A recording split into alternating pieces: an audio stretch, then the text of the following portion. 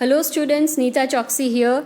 This video is for Standard 8th, History, 2nd chapter, From Trade to Territory, the company establishes power. Now see children, this chapter is based on the Britishers who entered India with the intentions of trading. But slowly, after getting impressed by its wealth and prosperity, they changed their intentions of trading and they started expanding their rule. So in this whole of the chapter we'll see how the Britishers they expanded their rule in India. Now starting with the first paragraph, Aurangzeb. See children, in previous standard we have already learned about the Mughal Empire. Aurangzeb, he was one of the most powerful Mughal ruler. Mughal Empire, it ruled in India for nearly 300 years. The first Mughal Empire was Babur, succeeded by many nearly 6 to 8 kings, that is Humayun, Akbar, Jahangir, Shah Jahan, Aurangzeb, Bahadur Shah I and Bahadur Shah II. So these were the Mughal rulers who ruled in India for nearly 300 years. Now in this chapter we are going to learn about Aurangzeb. First paragraph, it is described about Aurangzeb. So in this image you all can see an image of a map. In this map you all can see how Aurangzeb had captured whole of the India. And below given is the picture of Aurangzeb. Aurangzeb ruled from 1658 to 1707, that is nearly for 49 years in most part of the India. And during this time he greatly expanded his territory. Actually he was an orthodox Muslim ruler. He was the third son of Shah Jahan and Mumtaz Mahal. Do you all remember Shah Jahan, children? Shah Jahan, he was the Mughal emperor who built Taj Mahal in the memory of his beloved wife Mumtaz Mahal. So he was the third son of Shah Jahan and Mumtaz Mahal. Okay, now moving on to first paragraph. Aurangzeb was the last powerful Mughal rulers. He established control over a very large part of the territory that is now known as India, as we have seen in the image. After his death in 1707, many Mughal governors, or we can also say Subedars, and the big zamindars began asserting their authority and establishing regional kingdoms. Okay, now see children over here, after the death of Aurangzeb, who came? Bahadur Shah I. He was the son of Aurangzeb. But as he was not a powerful and as efficient ruler as Aurangzeb, he was not able to handle the large and vast kingdom which his ancestors and which his father had established in India. And so now he was losing all his territory. So what happened after the death of Aurangzeb? All the Mughal governors, who were also known as Subedars, they established their own small kingdoms. So all the governors who were also known as Subedars and the Zamindars, they started establishing their own kingdom.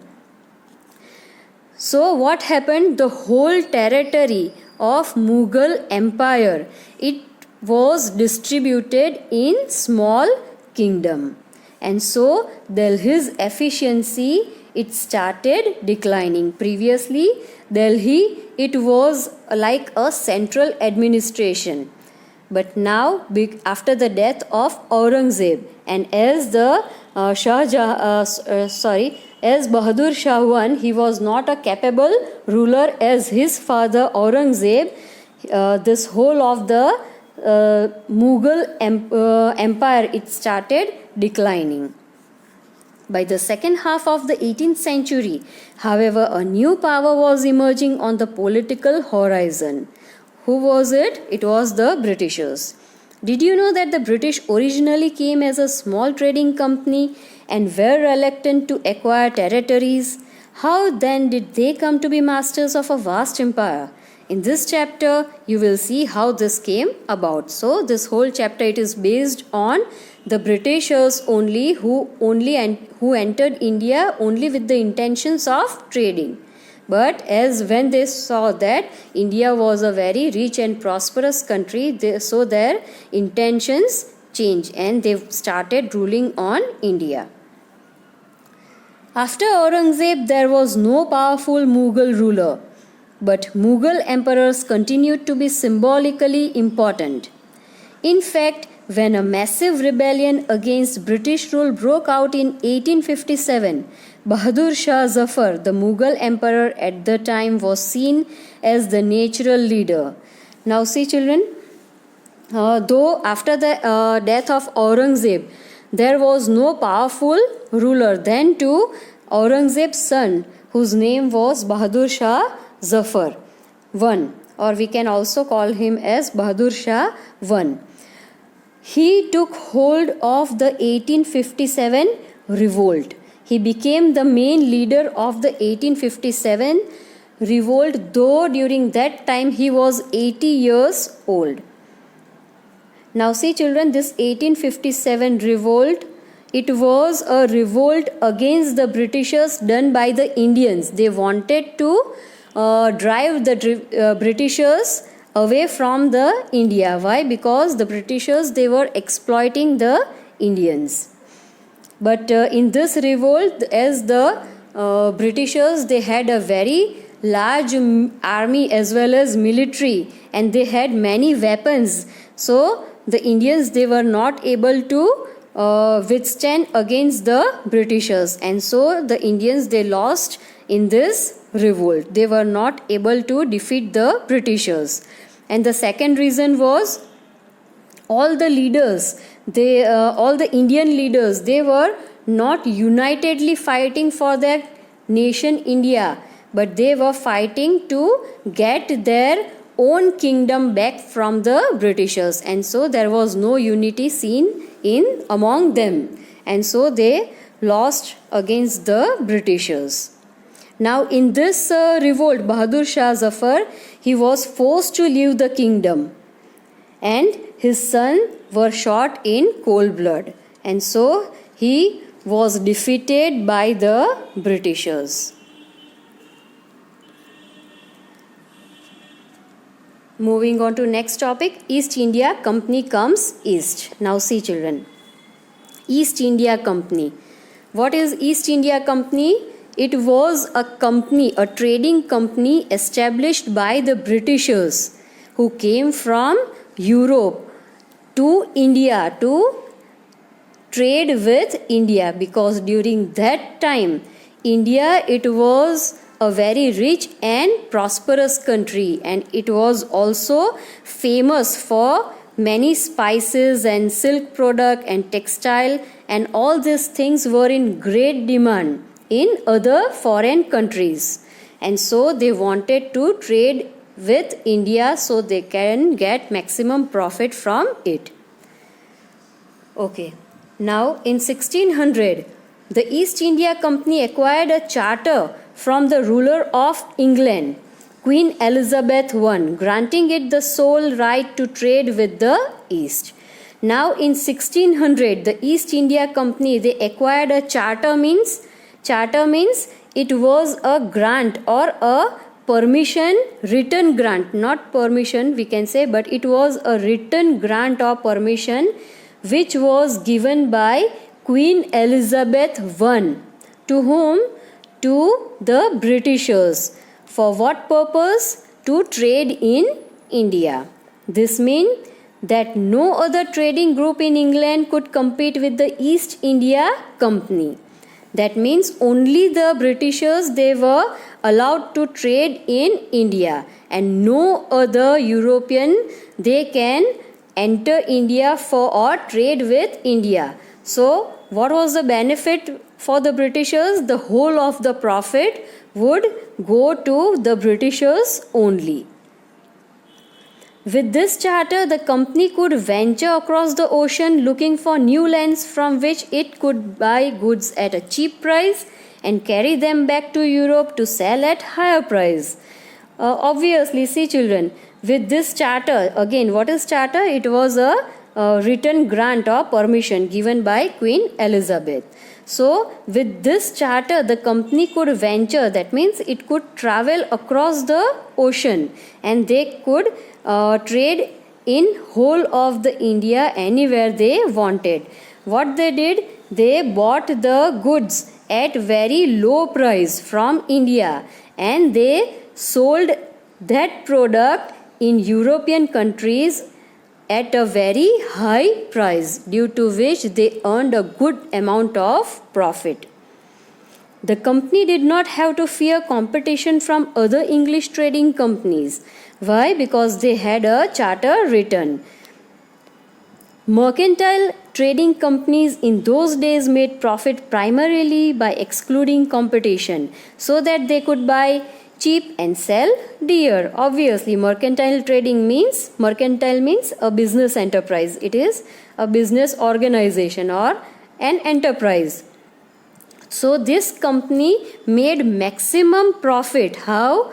By buying the goods at a very low price from India and sell dear. Sell dear means selling at a very high rate, gaining maximum profits. The Royal Charter, however, could not prevent other European powers from entering the eastern markets. By the time the first English ships sailed down the west coast of Africa, around the Cape of Good Hope and crossed the Indian Ocean, the Portuguese had already established their presence in the western coast of India and had their base in Goa. Now see children, here a map is already given. Can you all see this map? Okay. Now the Royal Charter, that means the Queen Elizabeth didn't give any other European or any other nation to a permission to trade in India. It was only the Britishers who could enter India and undertake the trading activities. Now, by the time the first English ships sailed down the west coast of Africa round the Cape of Good Hope, can you all see in this image? British Island is written at the very top. That is the Europe continent. From there, through sea route, the Britishers, they came through this sea route, passing Cape of Good Hope. See, this Cape of Good Hope, it is where the Atlantic Ocean and Indian Ocean meet. It is a place where these two oceans meet. And after passing Cape of Good Hope, they entered India. See, can you all see in map?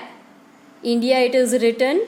So they entered in India coming through waterways and crossed the Indian Ocean. Indian Ocean, you all know where it is. Where is the Indian Ocean? In the south of India. And the Portuguese had already established their presence in the western coast of India.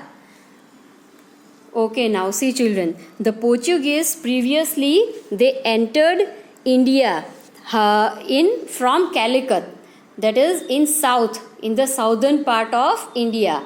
Below Bombay, we can see in between the southern part and Bombay there is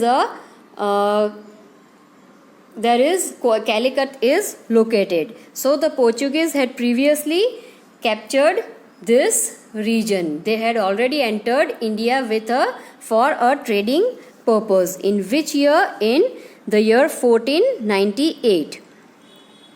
And who came?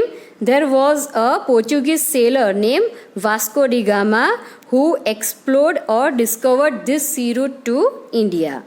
In which year? In 1498. By the early 17th century, the Dutch too were exploring the possibilities of trade in Indian Ocean, and soon the French traders arrived the scene. Now see, as the Britishers, they entered India for trading purpose. So before Britishers, who came? The Portuguese in 1498. But following the Portuguese, the Dutch and the French also entered India for trading purpose. The Dutch, they entered India from Pondicherry, whereas the French they entered from Pondicherry and Dutch from the Pulicat, which is located in south of India. The problem was that all the companies were interested in buying the same things. Why all the companies were interested in buying the same things? Because the demand of these things were very much in other countries, in European countries, and there was maximum profit seen in this. The fine qualities of cotton and silk produced in India had a big market in Europe. So, which things were in demand? Cotton and silk. Along with cotton and silk, many other spices of India, they were also in great demand. Which kind of spices? Pepper, cloves, cardamom and cinnamon too were in great demand. Cloves means taj, cardamom that is ilchi in Gujarati we can say, and cinnamon that is loving in Gujarati. Competition among the European companies inevitably pushed up the prices at which these goods could be purchased, and this reduced the profit that could be earned. The only way the trading companies could flourish was by eliminating rival competitors. Now see, though there was a royal charter given by Queen Elizabeth that only the Britishers they could trade with India, then too many other like Portuguese, Dutch, French, they were trading as they saw a great amount of profit in this trading. So they also entered India and they also undertook the trading activities. Now they all were like competitors. Each and everybody wanted to survive alone in the Indian market. So now the urge to secure markets therefore led to fierce battle between the trading companies. Now there started a war among this, as each and previously also I told you that each and every, the French, the Dutch, the Portuguese, the Britishers, they solely wanted to survive in this market and wanted the whole sum of profit. And so they started fighting among themselves. So what they did? Through the 17th and 18th century, they regularly sank each other's ship. See children, how they fought. They sank each other's ship. એ લોકોની શિપને ડૂબાડી દેતા હતા. Blocked the sea routes and prevented rival ships from moving with the supplies of goods. That means they stopped their competitors' ship from entering the port. So these were the things how they fought among themselves. Trade was carried on with arms and trading posts were protected through fortifications. Now, what did the Britishers they started doing? They started building forts. That means high walls to avoid the foreigners or the Dutch, French or Portuguese to enter into their territory. What is fortification? When a huge wall is built to protect any kingdom, village, city or nation. That is known as fortification. This effort to fortify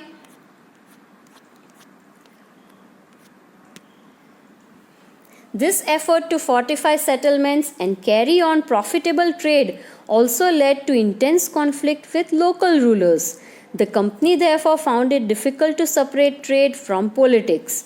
Okay, now see children, because of this fortification, many local rulers they also started revolting against the British traders. Why? Because they were entering in their territories and building fortification without their permission.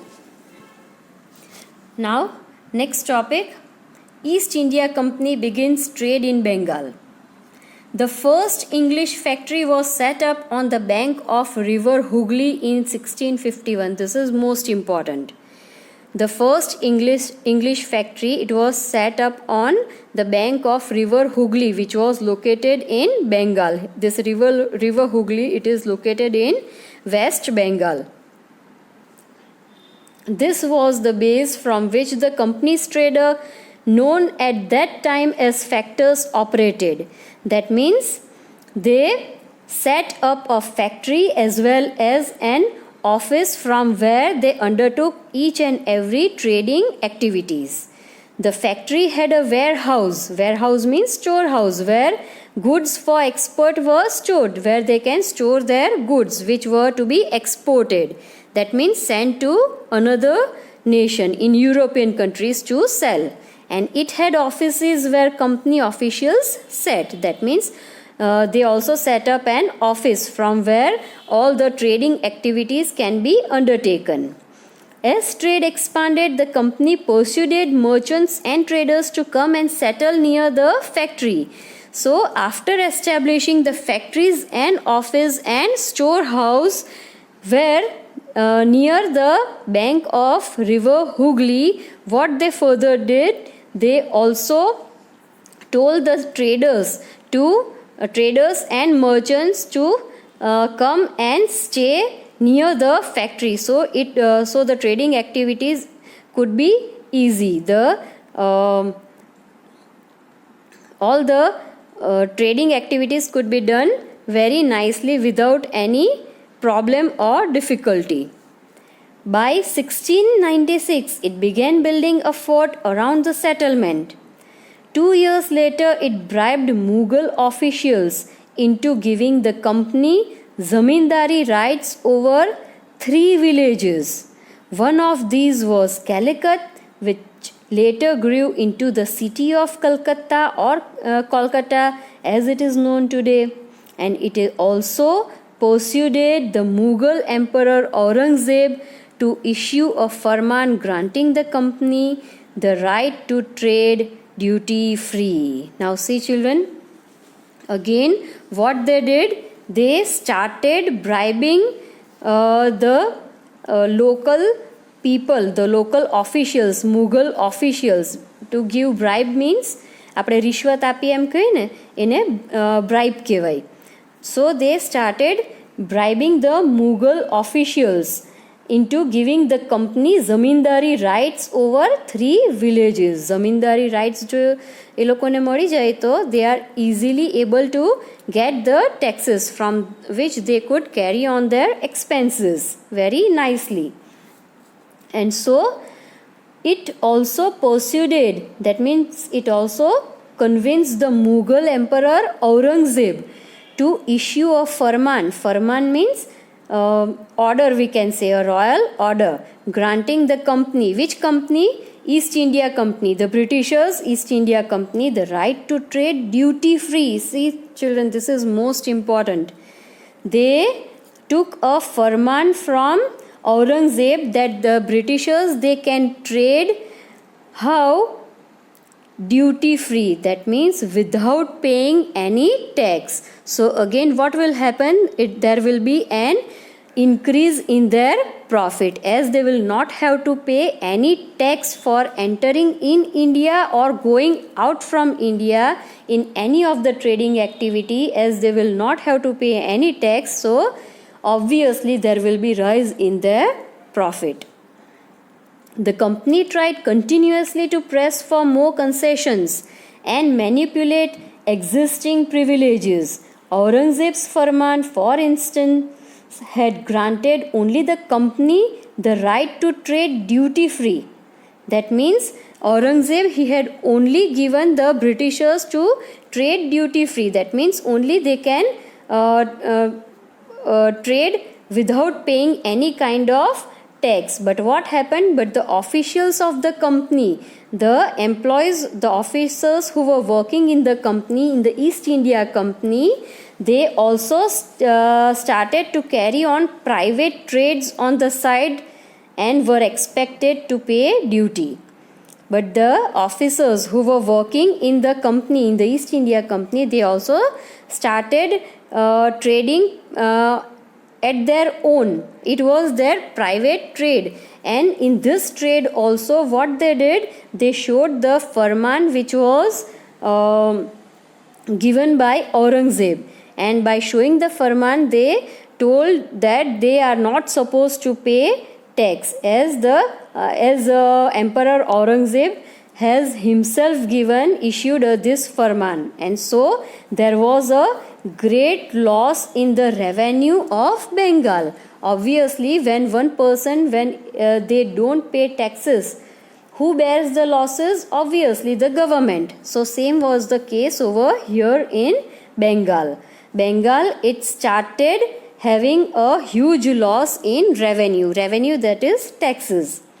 Now, how could the Nawab of Bengal, Murshid Qali Khan, not protest? Obviously, he would protest against this, because he had given the Nawab, they had only given the farman to the Britishers, not to the officers of, not to the Mughal officers who were privately undertaking the trading activities. And so the king of Bengal, they started protesting.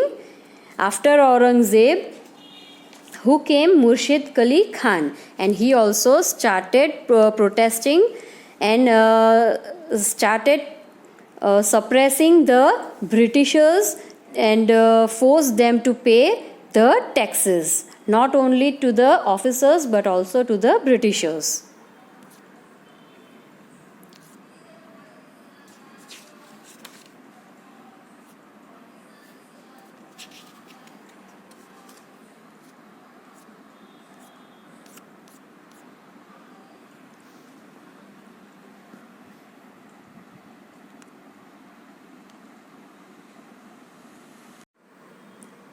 Hello students, this is second part of your chapter from trade to territory, from history, second chapter. Now let's start with the topic, how trade led to battles. That means how the trade, it led to battles, how the Britishers, they entered the India with the intention of trading, and as they were misusing the powers given to them by the Indian king, so this thing led to battle. Through the early 18th century, the conflict between the company and the Nawab of Bengal intensified. After the death of Aurangzeb, the Bengal's Nawab asserted their power and autonomy as other regional powers were doing at that time. Why? Because after the death of Aurangzeb, who was a very powerful ruler and very powerful king, after his death there was nobody who could look after or take control on whole over India or whole over his territory, and so his territory was divided into small kingdoms. So now what was the case over here, that each and every king, they had to look after their own region or kingdom, they had to raise voice for their own kingdom, and so was the case over here in Bengal. As the Britishers, they were misusing the powers given to them, and so the Bengal king, they started showing their power to the Britishers.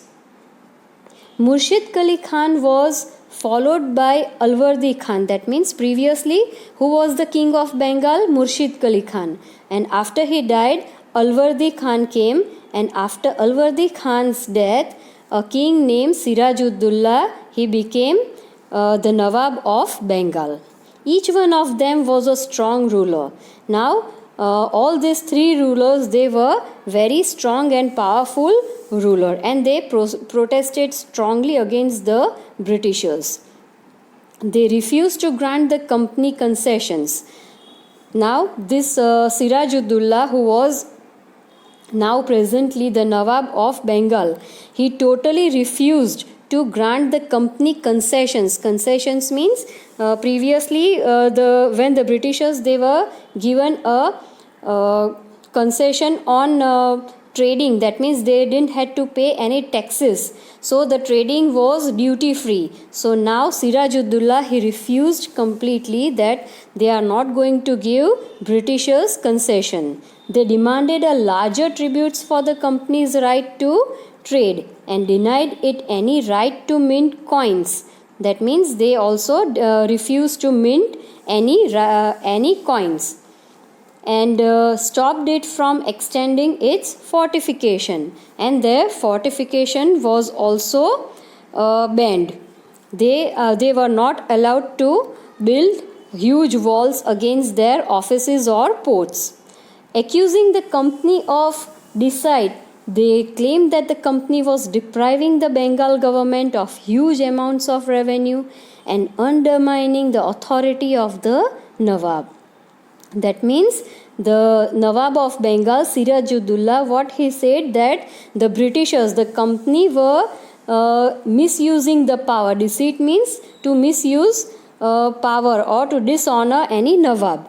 So as they were misusing the power, now they are not going to give any grant, any power to the Britishers. And as the Britishers, they were not paying the taxes or revenue on trading, and so the Bengal, they were having a huge amount of loss. Why? Because the revenue, the amount of revenue or the amount of tax which was collected by the people, they were used for maintaining the kingdom. And now as the Britishers, and along with the Britishers, many officers who were undertaking their private trading, they were also not paying the revenue. So there was a huge amount of loss to Bengal. It was refusing to pay taxes, writing disrespectful letters and trying to humiliate the Nawab and his officials. That means the Britishers, they were refusing to pay taxes on trading. Why? Because it would cut on their profit. They wanted a large amount of profit, and so they refused to pay the taxes. And what they did, they wrote disrespectful letters to the authority. That means the letters in which they mentioned that they will neither pay the taxes or nor will they stop the fortification, and in this way they refused to follow the order of Nawab, which showed a great disrespect to the Nawab of Bengal, who Sirajuddaulah. The company on its part declared that the unjust demand of the local officials were ruining the trade of the company, and the trade could flourish only if the duties were removed. It was also convinced that to expand trade, it had to enlarge its settlements, buy up villages, and rebuild its fort. Now the company told that if all this thing were to be followed, then they will not be able to bear the profit, for their purpose would not be fulfilled, and they needed to settle up all these things.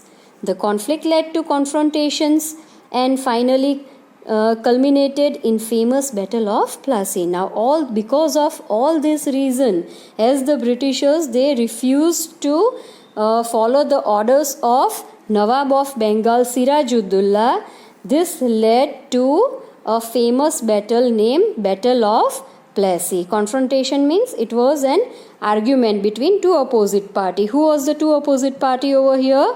The Britishers and Nawab of Bengal, Sirajuddaulah. Now see the Battle of Plassey.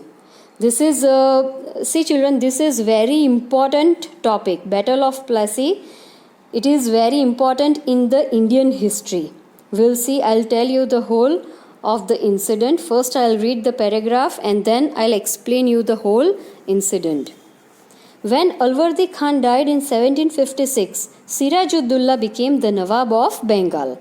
The company was worried about his power and knee on a puppet ruler who would willingly give trade concessions and other privileges.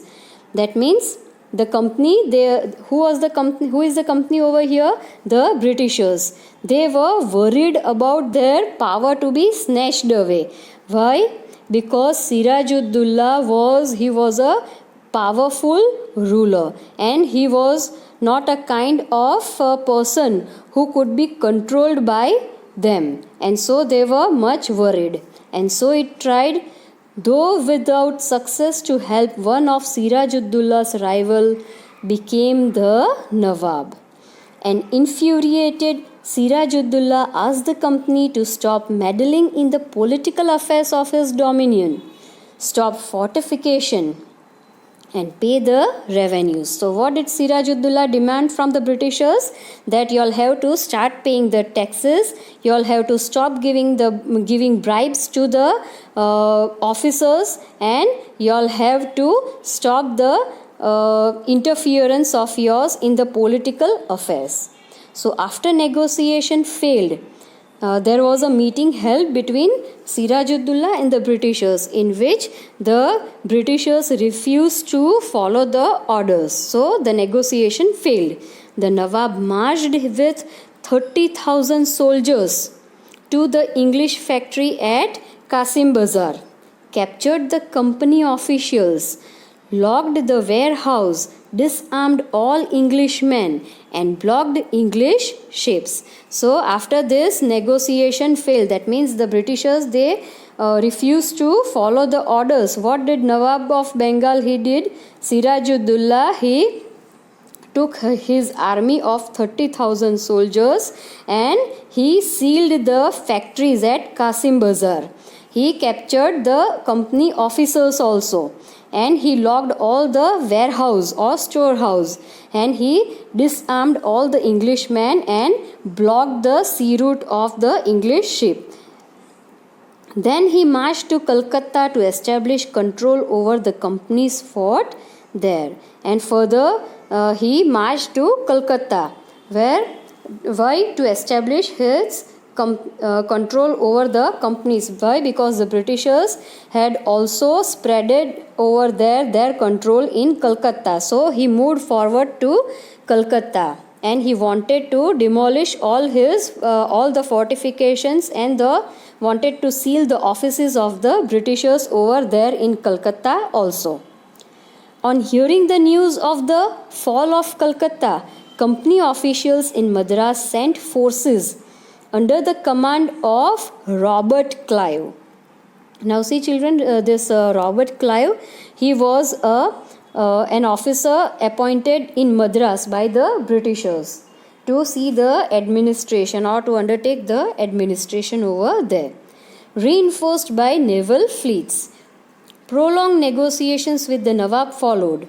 Finally, in 1757, Robert Clive led the company's army against Sirajuddaulah at Plassey. One of the main reasons of the defeat of the Nawab was that the forces led by Mir Jafar, one of Sirajuddaullah's commanders, never fought the battle. That means, why the battle was never fought? Why? Because Mir Jafar was bribed by the Britishers. The Britishers, they told Mir Jafar that if we plan a conspiracy, if we make secret plan to kill Sirajuddaulah, then after his death we will appoint you as a new king of Bengal. And in this way they bribed Mir Jafar, who was commander-in-chief of Bengal. Robert Clive had managed to secure his support by promising to make him Nawab after crushing Sirajuddaulah. That means after killing Sirajuddaulah. Now see children, I'll give you a few information about Battle of Plassey. Sirajuddaulah, we know children that he was a great ruler of Bengal. Now the Britishers, they helped the competitors of Sirajuddaulah by conspiring against him so that he would not remain on the throne of Bengal. That means constantly secret plans were made to kill the Sirajuddaulah, Nawab of Bengal. Why? Because Nawab of Bengal was interfering in the trading activities of the Britishers. There were frequent conflicts with the British merchants regarding payment of taxes. When the British merchants, when they failed to pay taxes which were applicable to both Indian and foreign merchants, the situation became worse. He ordered that the Britishers should not fortify the factory, as I told you, as I explained you previously. Siraj-ud-Dowlah said that the Britishers, they were not allowed to fortify the factory. Second, pay the tax as per the rule. And third, trade as per the terms and condition. If they follow all these rules and regulation, then and then only they would be able to survive in India. And this thing was enough for Siraj-ud-Dowlah to opt for war, to begin a war. And he succeeded in expelling the British from Calcutta, as we saw just previously. The British attacked under the leadership of Robert Clive. Now, with Robert Clive, he bribed Mir Jafar. Again, see children, again I am explaining, this incident is very important. Robert Clive, he bribed Mir Jafar. Who was Mir Jafar? He was commander-in-chief of Siraj-ud-Dowlah, with a promise to give him the throne of Bengal after the death of Siraj-ud-Dowlah. And with the help of Mir Jafar, Robert Clive defeated and murdered Siraj-ud-Dowlah in the Battle of Plassey. This was the first war fought by the company in India, which marked the beginning of the British rule in India.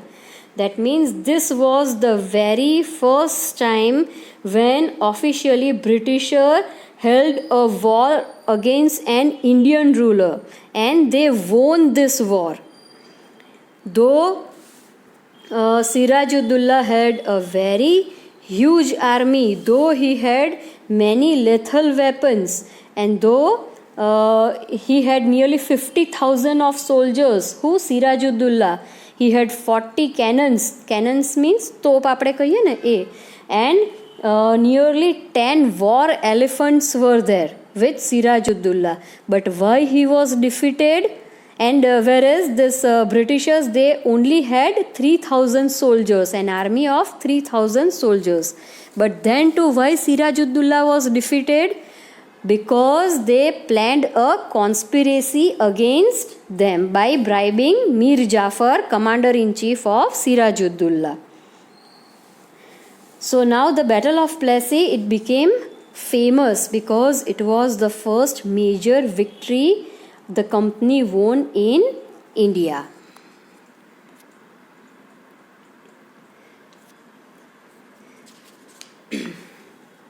After the defeat at Plassey, Siraj-ud-Dowlah was assassinated. That means he was killed.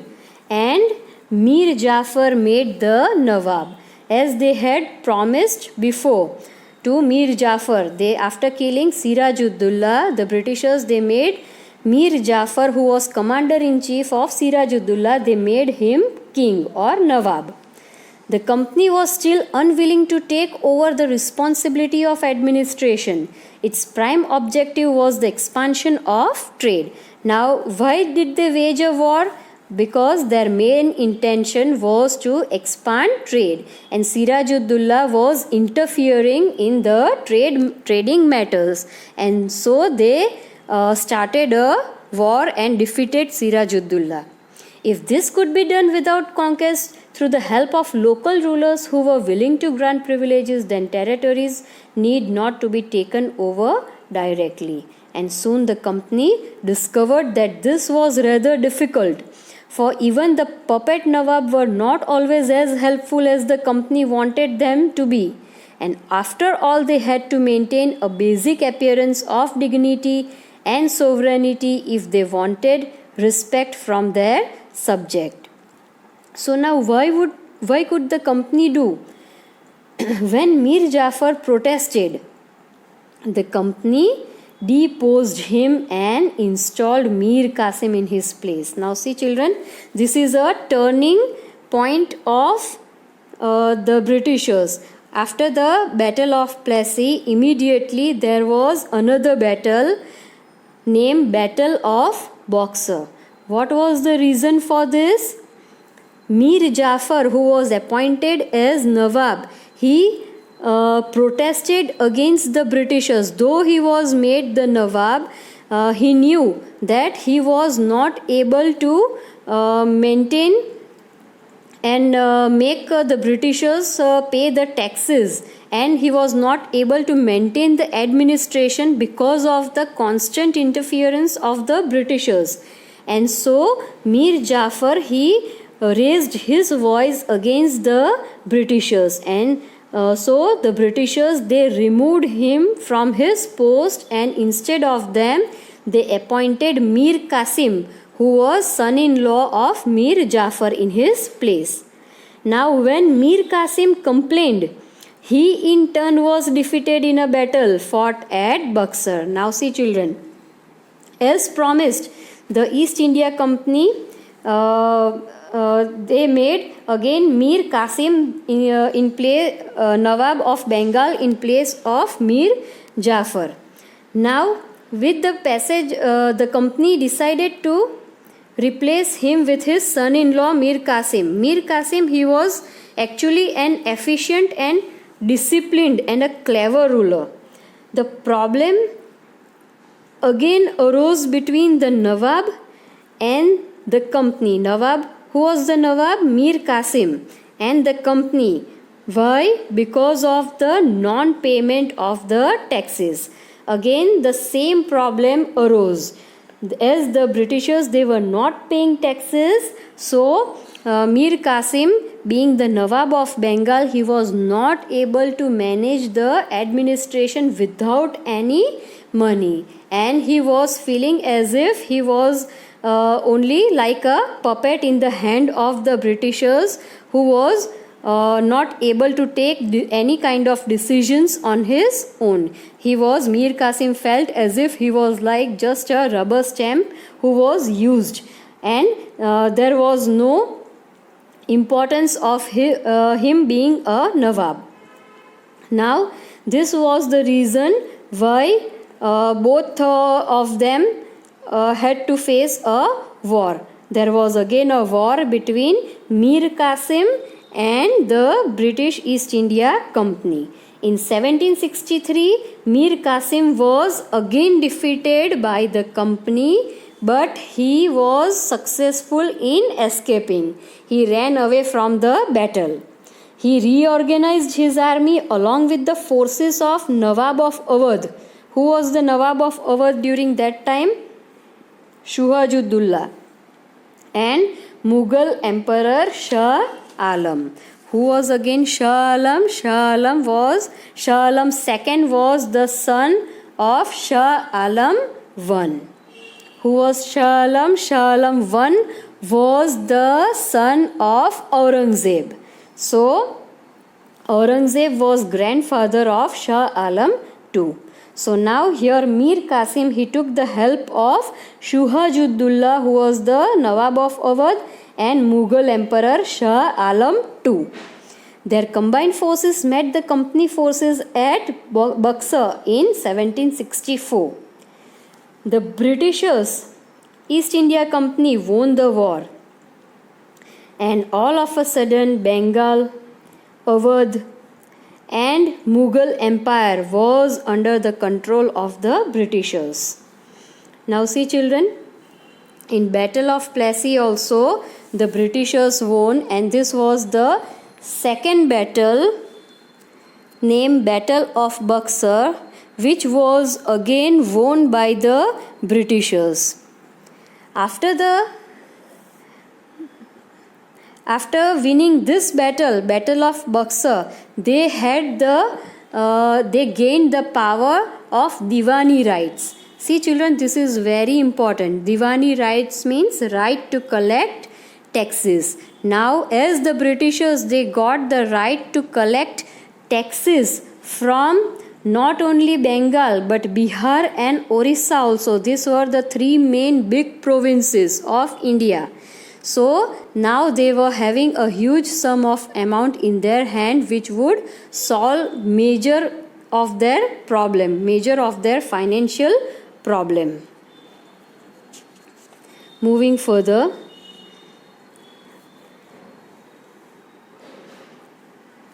After the Battle of Plassey, the actual Nawab of Bengal were forced to give. See, I have already explained. I am now reading the paragraph again so that you all will be clear. After the Battle of Plassey, the actual Nawab of Bengal were forced to give land and vast sum of money as personal gift to company officials. Robert Clive himself amassed a fortune in India.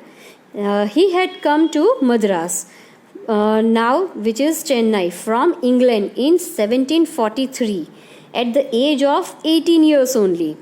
That means he was appointed by the Britishers, and he was appointed as one of the British officers in Madras to look after the administration.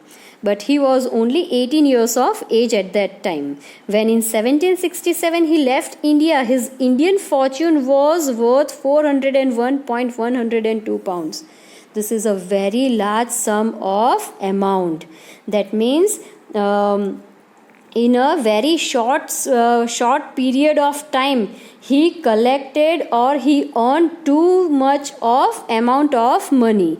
So interestingly, when he was appointed governor of Bengal in 1764, he was asked to remove corruption in company administration, but he was himself cross-examined in 1772 by the British Parliament, which was suspicious of his vast wealth. Now see children, earning such a large amount of money in a short period of time, that is not possible for any straightway person. So obviously the Robert Clive, he was one of the most corrupted officer. So he was questioned by his own parliament only. He was cross-examined by the British Parliament only, and he was suspected to be a person who took money by bribe, who was most corrupted British officer. And as he felt very guilty for this thing, he committed suicide in 1774. Although he was acquitted, he committed suicide in 1774. That means he was acquitted. That means the British Parliament, they told that he was not corrupted, but he himself knew that he was the most corrupted officer, and he had earned this large sum of amount by corruption only and by taking bribe only, and so he was feeling very guilty for this thing, and so he committed suicide in 1774. However, not all company officials succeeded in making money like Clive. Many died an early death in India due to disease and war, and it would not be right to regard all of them as corrupt and dishonest. Many of them came from humble backgrounds, and their uppermost desire was to earn enough in India. That means the foreigners, they did not take bribe. There were many other foreigners who did not take bribe, but their intention was to earn maximum profit or earn enough from India, as India was very rich and prosperous. Return to Britain and lead a comfortable life. Those who managed to return with wealth led flashy lives and flaunted their riches. That means those who earned very large sum of amount of wealth from India after returning back to their country, they lived a very lavish and a comfortable life, and they showed off their riches over there in foreign country. They were called Nawabs, an anglicized version of the Indian word. That means this was a modernized word. Anglicized version means it is a replacement of old word from modernized word. So they were often seen as upstarts and social climbers in British society, and were ridiculed or made fun of in plays and cartoon. That means they were seen as upstarts and social climbers. That means they were, on one hand, they were also seen as an inspiration to others, whereas on the other hand, they were also made fun of in plays and cartoons. Now, company rule expand. If we analyze the process of annexation of